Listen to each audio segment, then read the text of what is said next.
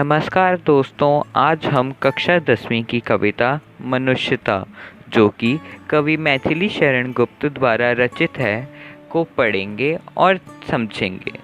इस कविता के माध्यम से कवि मैथिली शरण गुप्त ने पाठक वर्ग को मनुष्यता का सही अर्थ समझाया है। चलिए अब हर एक काव्यांश के साथ उसकी व्याख्या पढ़ लेते हैं। विचार लो कि मृत्यु हो, न मृत्यु से डरो कभी। मरो परंतु यूं मरो कि याद जो करे सभी। हुई न यूं सुमृत्यु तो वृथा मरे वृथा जिए। मरा नहीं वही कि जो जिया न आपके लिए। वही पशु प्रवृत्ति है कि आप ही चरे। वही मनुष्य है कि जो मनुष्य के लिए मरे। भावार्थ। प्रस्तुत काव्यांश में कवि इस बात पर विचार करने को कह रहे हैं कि हमें समझ जाना चाहिए कि मनुष्य का शरीर मरणशील है, इसलिए मृत्यु से डरना नहीं चाहिए। हमें ऐसी मृत्यु प्राप्त करनी चाहिए ताकि लोग हमें मरने के बाद भी याद रखें, क्योंकि जो व्यक्ति केवल अपने लिए जीता है उसे मरने के बाद कोई याद नहीं करता और ऐसा जीवन जीना व्यर्थ होता है। ऐसे जीने और मरने का कोई अर्थ नहीं। यह तो पशु का स्वभाव है कि हम अपने स्वार्थ के लिए जिएं और दूसरों के लिए कुछ ना करें। सच्चा मानव वही है जो दूसरों के काम आए, अर्थात परोपकार का भाव रखे। अब अगला काव्यांश। उसी उदार की कथा सरस्वती बखानती। उसी उदार से धरा कृतार्थ भाव मानती। उसी उदार की सदा सजीव कृति कूजती। तथा उसी उदार को समस्त सृष्टि पूजती। अखंड आत्म भाव जो असीम विश्व में भरे। वही मनुष्य है जो मनुष्य के लिए मरे। भावार्थ। कवि परोपकारी व्यक्ति के गुणों के विषय में बताते हुए कह रहे हैं कि परोपकारी व्यक्ति उदार हृदय का होता है और उसकी कथा का बखान तो माँ सरस्वती भी करती है। उसकी सहृदयता के प्रति धरती भी कृतज्ञता प्रकट करती है। उस व्यक्ति के कीर्ति सदा गूंजती रहती है और सारा संसार उसे पूजता है। ऐसा व्यक्ति संसार में अपनत्व के भाव को भरता है। सच्चा मानव वही है जो दूसरे मनुष्यों के काम आए, अर्थात परोपकार का भाव रखे।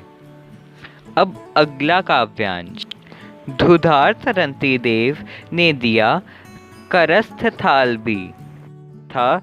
दधीची ने दिया परार्थ अस्थि जाल भी।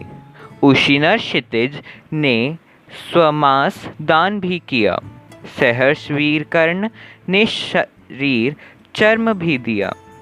अनित्य देह के लिए अनादि जीव क्या डरे। वही मनुष्य है जो मनुष्य के लिए मरे।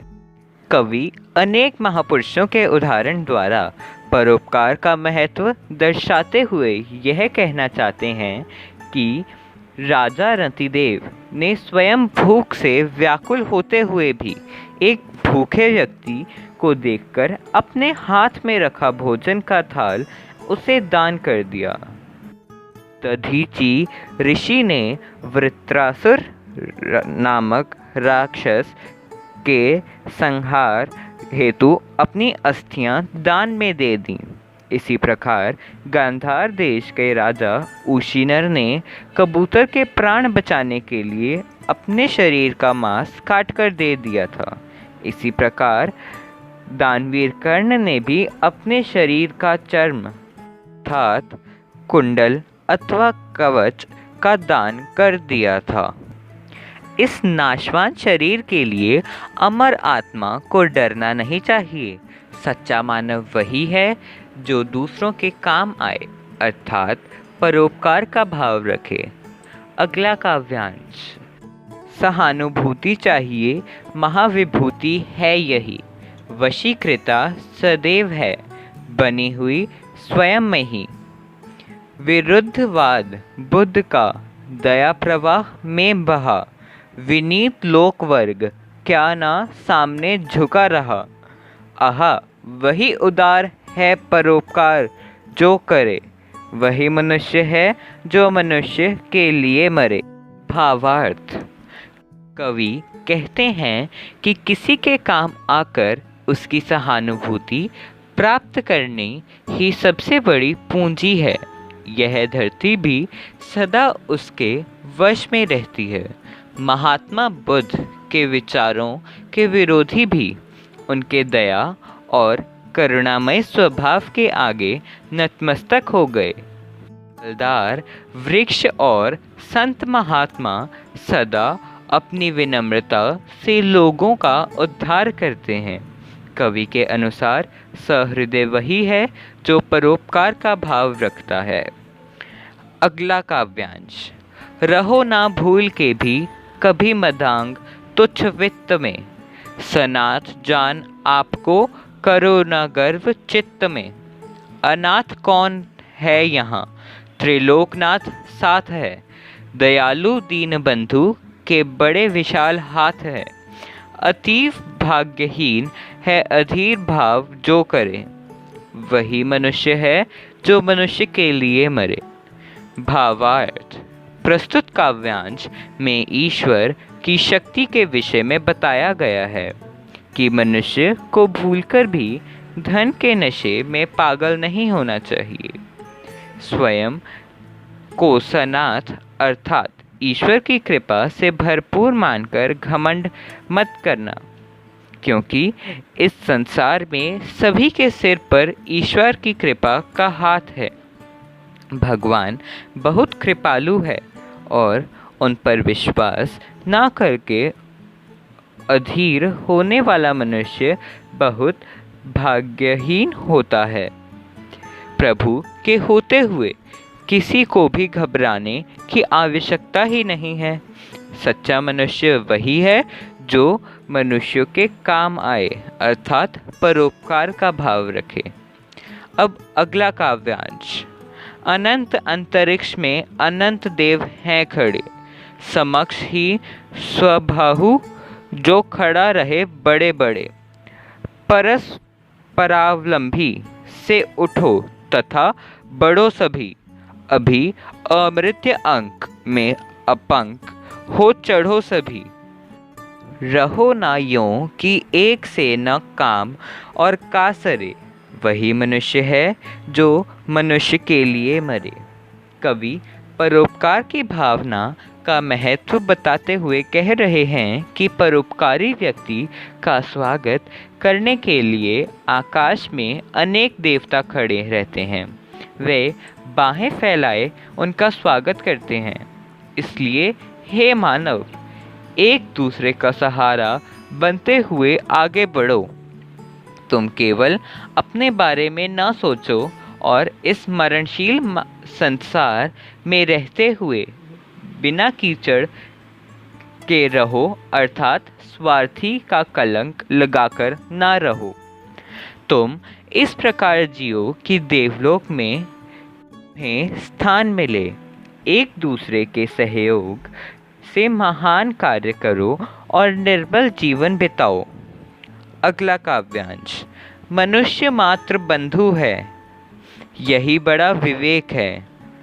पुराण पुरुष स्वयंभू पिता प्रसिद्ध एक है, फलानुसार कर्म के अवश्य बाह्य भेद हैं, परंतु अंतरैक्य में प्रमाणभूत वेद हैं। अनर्थ है कि बंधु ही न बंधु की व्यथा हरे, वही मनुष्य है जो मनुष्य के लिए मरे। मनुष्य को एक दूसरे के मित्र मानकर रहना चाहिए।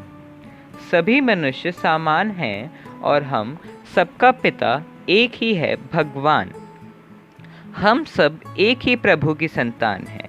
हमें अपने कर्म के फलों के अनुसार अपने भले की ही बाहरी रूप से अलग दिखाई देते हैं, परंतु हृदय में हम सब एक ही हैं। हम सबकी आत्मा एक जैसी ही है। यह तथ्य वेदों में भी निहित है। यह किसी अनर्थ से कम नहीं है कि हम भाई भाई होकर भी एक दूसरे की मुसीबत में साथ ना दें। सच्चा मानव वही है जो दूसरों के काम आए, अर्थात परोपकार का भाव रखे। अब अगला काव्यांश। चलो अभीष्ट मार्ग में सहर्ष खेलते हुए, विपत्ति विघ्न जो पड़े उन्हें ढकेलते हुए। घटे ना हेलमेट हाँ, बढ़ी ना भिन्नता कभी। अतर्क एक पंथ से सतर्क पंथ हो सभी। तभी समर्थ भाव है कि तारता हुआ तरे। वही मनुष्य है कि जो मनुष्य के लिए मरे। भावार्थ। कवि कहना चाहते हैं कि हमें अपने लक्ष्य की ओर प्रसन्नतापूर्वक बढ़ना चाहिए। किसी भी प्रकार की मुसीबत से घबराना नहीं चाहिए, बल्कि उसे ढकेलते हुए आगे बढ़ना चाहिए। हमें मनमुटाव नहीं आने देने चाहिए, बल्कि हमें मिलजुल कर चुनौती का सामना करना चाहिए। हमारे रास्ते एक ही हैं, इसलिए हम सबको भी बिना किसी तर्क के एक सावधान यात्री की तरह आगे बढ़ना चाहिए। धन्यवाद। आशा करता हूँ कि आपको समझ आई होगी।